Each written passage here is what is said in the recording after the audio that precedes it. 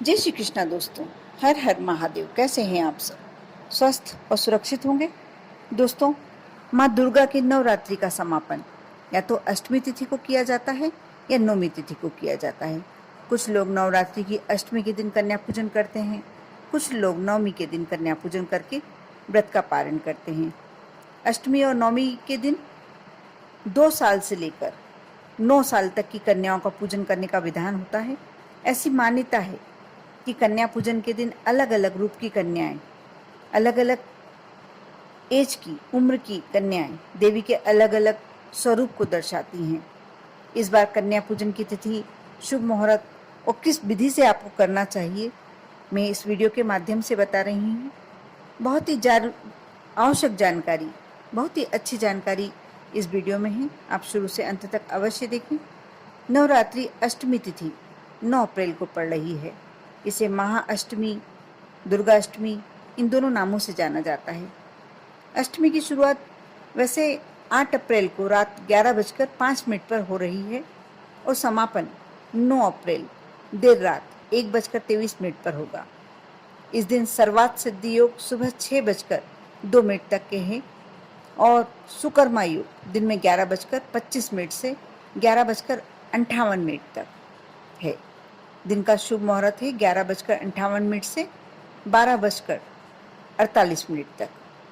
इन शुभ मुहूर्त के अनुसार अष्टमी तिथि के दिन कन्या पूजन किया जाता है। साथ ही चैत्र माह के शुक्ल पक्ष की नवमी तिथि को रामनवमी मनाई जाती है। इस दिन भी कन्या पूजन करने का विधान है। मान्यता है कि इस दिन राम जी का जन्म हुआ था और राम जी का जन्मोत्सव देश भर में धूमधाम से मनाया जाता है। नौमी तिथि 10 अप्रैल रात्रि 1:23 से आरंभ हो रही है, जो कि 11 अप्रैल सुबह 3:15 तक रहेगी। इस दिन सुकर्मा योग दोपहर 12:04 तक है। इसके अलावा इस दिन रवि पुष्य योग भी है, रवि योग भी है और सर्वात सिद्धि योग पूरे दिन है। ऐसे में इस दिन सुबह से ही कन्या पूजन किया जा सकता है। कन्या पूजन करने के लिए आप सबसे अच्छी विधि यह है कि कन्या पूजन के समय जब कन्या घर पर पधारती है तो वैसे तो ये जरूरी है कि स्वागत करते हुए उनके चरण धोए जाने चाहिए, उन्हें उचित स्थान पर बैठाएं। इसके बाद कन्याओं के माथे पर अक्षत और कुमकुम लगाएं। उनकी पूजन करते हुए माँ दुर्गा का ध्यान करें और उन्हें इच्छा अनुसार भोजन कराएं। भोजन के बाद कन्याओं को सामर्थ्य के अनुसार, सामर्थ्य के मुताबिक दक्षिणा या जो भी आप उपहार लाए हैं दे सकते हैं और पैर छूकर आशीर्वाद लें और उन्हें विदा करें। साथ ही शास्त्रों में नवरात्रि व्रत पारण के लिए भी नवरात्रि जो नौमी तिथि होती है, नौमी तिथि को समापन या दशमी तिथि को उत्तम माना जाता है।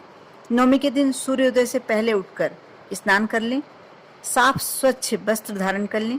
इसके बाद नवमी के दिन माँ दुर्गे के 9वें स्वरूप माँ सिद्धिदात्री की पूजन करें। इसके बाद माँ को फल, फूल, पान, सुपारी, अक्षत और सिंदूर अर्पित करें और हवन करने के बाद कन्या पूजन करें। कन्या पूजन में 9 कन्याओं को और एक लांगुर को, लांगुर मतलब एक लड़के को, बच्चे को भोजन करवाना चाहिए। पारण के लिए नवमी तिथि के समापन या दशमी तिथि के आरंभ पर पारण करें। अगर दशमी तिथि को पारण करते हैं तो सूर्योदय के बाद पारण करना उत्तम माना गया है। मान्यता है कि व्रत का पारण और माता का प्रसाद खाकर ही करना चाहिए। इससे आपको व्रत का पूरा पूरा फल प्राप्त होता है और जो भी आपकी मनोकामना है, जो भी आपने नवरात्रि में मनोकामना करी है माँ के आगे, आपकी बहुत ही जल्दी पूर्ण होती है। यदि आपने व्रत नहीं किया है, आपने पूजन नहीं किया है, अखंड ज्योत भी नहीं जलाई है, तो आप यदि ये कार्य कर लेते हैं अष्टमी या नौमी तिथि जो भी आप मानते हैं, तो आप ये छोटा सा कार्य भी कर लेते हैं तो आपके घर में जो पैसे की तंगी चल रही है, जो भी परेशानी चल रही है, वह परेशानी स्वतः ही समाप्त हो जाएगी। अगर घर में बहुत ज़्यादा पैसों की तंगी चल रही है तो नवमी तिथि या अष्टमी तिथि को आप माता जी का ध्यान रखें और घर के मंदिर में ही, आप घर के मंदिर में ही कर सकते हैं। गाय के गोबर के उपले पर आप एक हवन कुंड ले लें छोटा सा, और कोई बर्तन ले सकते हैं। यदि हवन कुंड नहीं है तो आप छोटा सा बर्तन भी ले सकते हैं। उसमें गाय के गोबर के उपले पर आप उसे जला लें। गोबर को जैसे वास्ती करते हैं वैसे आप जलाकर उस पर पान लौंग, थोड़ा सा कपूर और 1 इलायची और थोड़ा सा कुछ मीठा डालकर माता को हवन में आहुति दें। आपको ये सब सामग्री डालना है बास्ती पर, गाय के गोबर पर, और उसके बाद हाथ जोड़ के माँ से विनती करना है जो भी आपकी समस्या है। सिर्फ आप इतना ही कर लेते हैं। आपने 9 दिन पूजन नहीं किया है, 9 दिन कुछ भी नहीं किया है, आपने जोत भी नहीं ली है, लेकिन फिर भी आप इतना भी कर लेते हैं, व्रत भी नहीं कर पाए हैं आप किसी कारण से, तो कोई बात नहीं। आप यदि इतना कर लेते हैं तो माँ आपकी जो भी इच्छा है, जो भी मनोकामनाएं अवश्य पूर्ण करेंगी।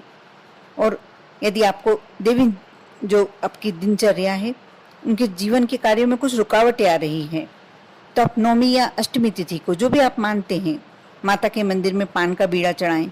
इस पान में आपको कत्था डालना है, गुलकंद डालना है, सौंफ डालना है, खोपरे का बूरा डालना है और कतरी भी डाल सकते हैं, गुलाब कतरी जो आती है। लेकिन लौंग का जोड़ा जो बहुत विशेष चीज़ है, सबसे ज़्यादा विशेष चीज़ है लौंग का जोड़ा। और लौंग अखंडित होना चाहिए, खंडित नहीं होना चाहिए। जो लौंग के ऊपर फूल होता है वह वैसा की वैसा होना चाहिए। इसमें सुपारी और चूना नहीं डालना है, जो कटी हुई सुपारी आती है वह नहीं डालना है, और पूजन की सुपारी भी नहीं डालना है। और ये माँ को समर्पित करें। आप अष्टमी तिथि को भी कर सकते हैं और नौमी तिथि को भी। जिस दिन का आप पूजन करते हैं, जिस दिन विशेष पूजन करते हैं आप, उस दिन ये कार्य कर सकते हैं। आपकी जो भी मन की इच्छा है, जो भी आपकी समस्या है, घर में बहुत ज़्यादा क्लेश भी चल रहा है, तो ये बहुत ही अचूक उपाय है।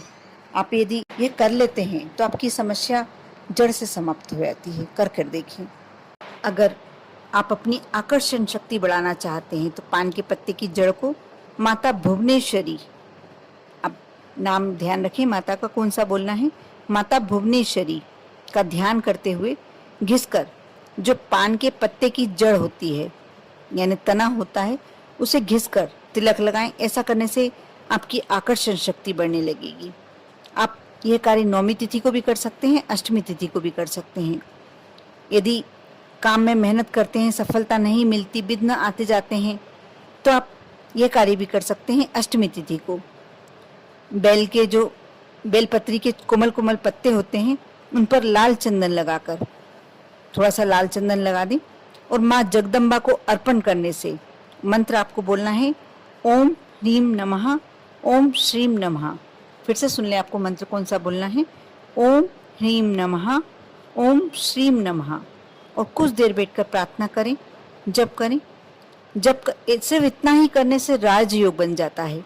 गुरु मंत्र का जप करने से, और कभी कभी इन मंत्रों का जाप नवरात्रि में खास तौर पर करते रहना चाहिए।